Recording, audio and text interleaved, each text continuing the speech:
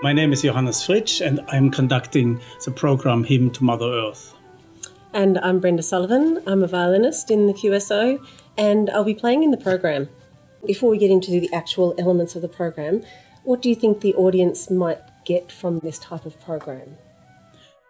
Well, what we want to achieve with programs like this, where we have more than two pieces in the whole program, like in a normal symphony concert program, is to show a variety of styles, of known and lesser known pieces, a little bit longer pieces, shorter pieces, pieces with very different characteristica.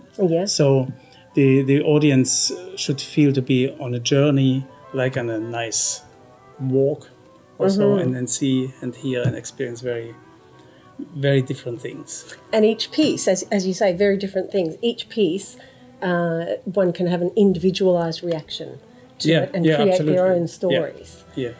What can you pick out a couple of your favourite moments from all pieces from the program? They're all my favorite pieces. Yes. Okay, well, we'll just go all of them, right? There are a couple of pieces have to do really just with nature. Smetana, the Moldau, is water, about the beautiful river Moldau. The next one by Sculthorpe from Uluru, which he sort of describes that he came up with the idea about that piece driving. Yeah, I've read that. To Uluru. Yeah. That's two of those sort of parts of nature, and then we have two that have more to do with the forces of nature. From Britain, the storm interlude from Peter Grimes. We live close to the water. Everyone here knows what the ocean can be, and how beautiful it is, and how dangerous it is. Do you get lost in it when you're conducting that? Do you get lost in a storm, or how much do you have to take yourself away from the depth of the music, of the feelings of the music? I don't have to take me away from the feelings. I have to keep a clear mind to be able to steer the orchestra through the storm, because it's quite a difficult piece. Yeah. That's what I get stuck on sometimes when especially that Peter Grimes storm. It's so deep and relentless and full that you have to keep a bit of yourself for that clarity, as you say, rather than getting totally engrossed. Then I have a couple of movements about seasons. We have the Glasenov, the autumn, which is a beautiful piece, is the last movement of his ballet, The Seasons. And I love that ballet music. And in the last part, which is the autumn, we are reminded of the other seasons. There's an appearance of summer and winter and spring.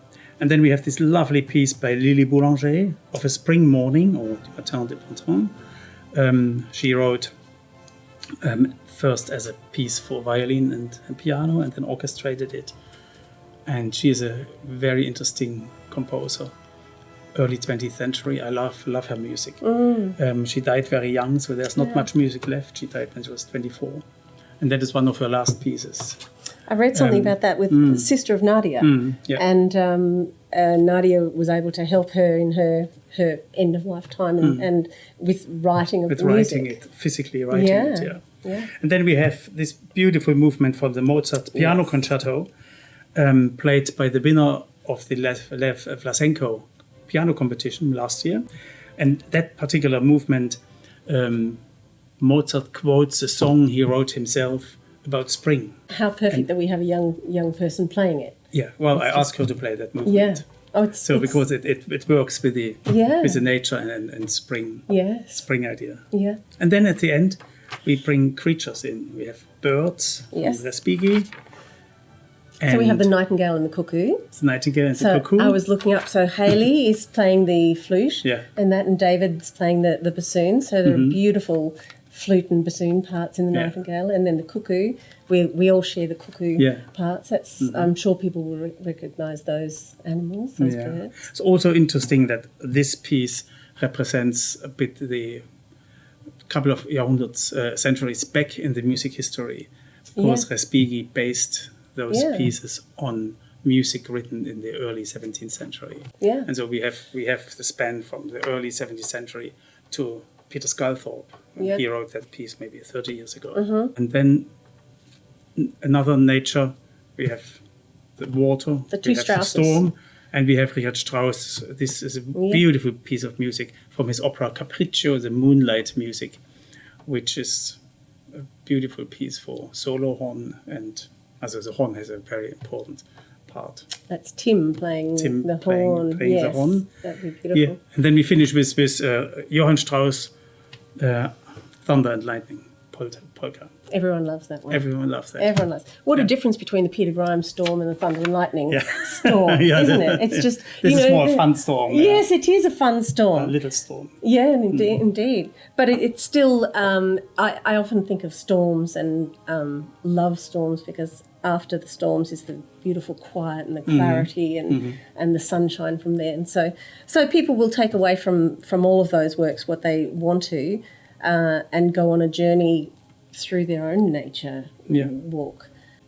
Now I have a question to you. Oh, yes. Yeah. You have been in the orchestra for quite a number of years, 40 plus. Coming up to 41, yeah. my goodness. Now, is there a piece on the program you have not played here in the orchestra? I have not played. Have we played from Uluru? Not with me. I'm not sure. I don't think I've played from Uluru. And I was looking that would be number one. Yes, number one. I don't think I've played Lily Boulanger's piece. Definitely not. The Glazunov? Glazunov, no, I listened to that. I don't think you've done. We did the well. winter. We did the winter. Glazunov, the winter ones in the program. Because I listened to it and I was thinking, oh no, it wasn't that familiar.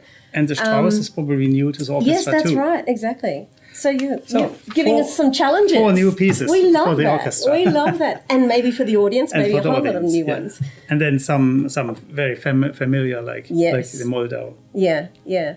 We have our wonderful host, Guy Noble, who brings his extra take to the program and to the stage. With his wonderful jokes and costumes, and I often see people walking around on Sunday, perhaps looking for something to do. What a wonderful thing to do on a Sunday. Come into the concert hall, enjoy this hymn to Mother Earth.